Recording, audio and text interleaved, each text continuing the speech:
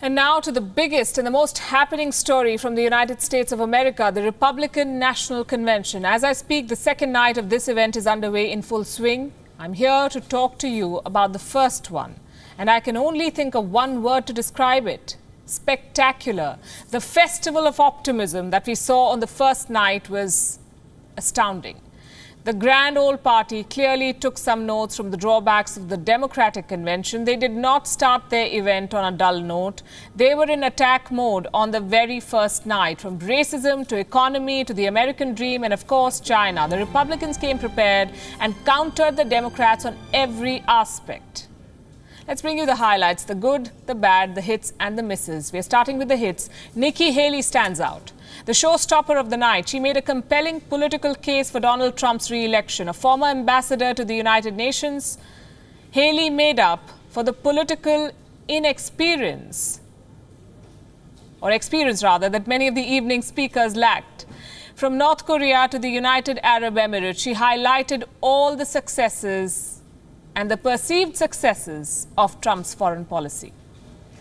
It was an honor of a lifetime to serve as the United States ambassador to the United Nations. Now, the UN is not for the faint of heart. It's a place where dictators, murderers, and thieves denounce America and then put their hands out and demand that we pay their bills. Well, President Trump put an end to all of that. Haley's speech also focused on the immigrants. That's a card that the Democrats have been playing through Kamala Harris, the vice presidential candidate. The daughter of an Indian immigrant herself, Nikki Haley, did not hesitate to invoke her Indian heritage. She argued about a constructive way of uniting America. She called herself a brown girl in a black and white world that was not racist at all. You have to watch this. In much of the Democratic Party, it's now fashionable to say that America is racist. That is a lie. America is not a racist country. This is personal for me. I am the proud daughter of Indian immigrants.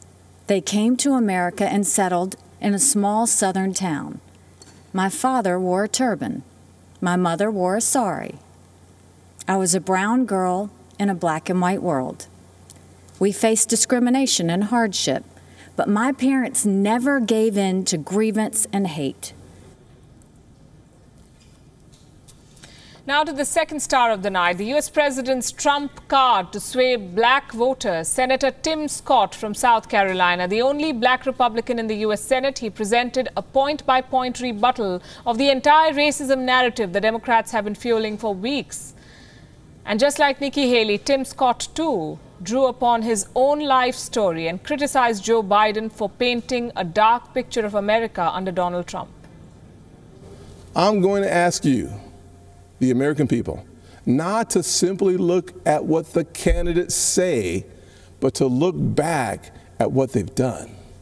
This election is about your future, and it is critical to paint a full picture of the records of Donald Trump and Joe Biden. Joe Biden said if a black man didn't vote for him, he wasn't truly black. Joe Biden said black people are a monolithic community. It was Joe Biden who said poor kids can be just as smart as white kids. Our biggest takeaway from the first night is this: the overt focus on Donald Trump and his family. This truly is the Trump convention. All four of Trump's grown-up children are scheduled to speak this week. The First Lady will be addressing the convention tonight. Ivanka Trump will be introducing her father ahead of his acceptance speech on Thursday. The reliance on Trump's family members to vouch for the president is quite interesting. It shows how the grand old party has consolidated its ideology around Trump. And if you need proof, listen to the speech by Donald Trump Jr., the heir apparent perhaps. He was as sassy and as unsparing as his father in attacking Joe Biden. He embodied his father's political persona while making his points, and for a moment it almost seemed as if it was a U.S. president talking. Take a look. Beijing Biden is so weak on China that the intelligence community recently assessed that the Chinese Communist Party favors Biden. They know he'll weaken us both economically and on a world stage. Joe Biden and the radical left are now coming for our freedom of speech. They want to bully us into submission. If they get their way, it will no longer be the silent majority. It will be the silenced majority.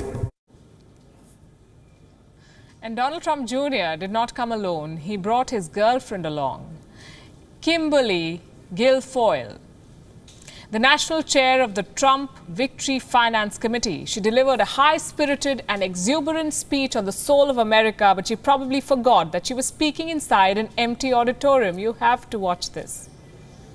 America, it's all on the line. President Trump believes in you. He emancipates and lifts you up to live your American dream. You are capable, you are qualified, you are powerful, and you have the ability to choose your life and determine your destiny. Don't let the Democrats take you for granted. Don't let them step on you. Don't let them destroy your families, your lives, and your future. Don't let them kill future generations because they told you and brainwashed you and fed you lies that you weren't good enough. Don't you envy the energy? The first night of the Republican convention was, like I said, a festival of optimism, colorful in every sense of the word, high on nationalism and production value. The lineup ahead promises to make this an even bigger event. Ladies and gentlemen, leaders and fighters for freedom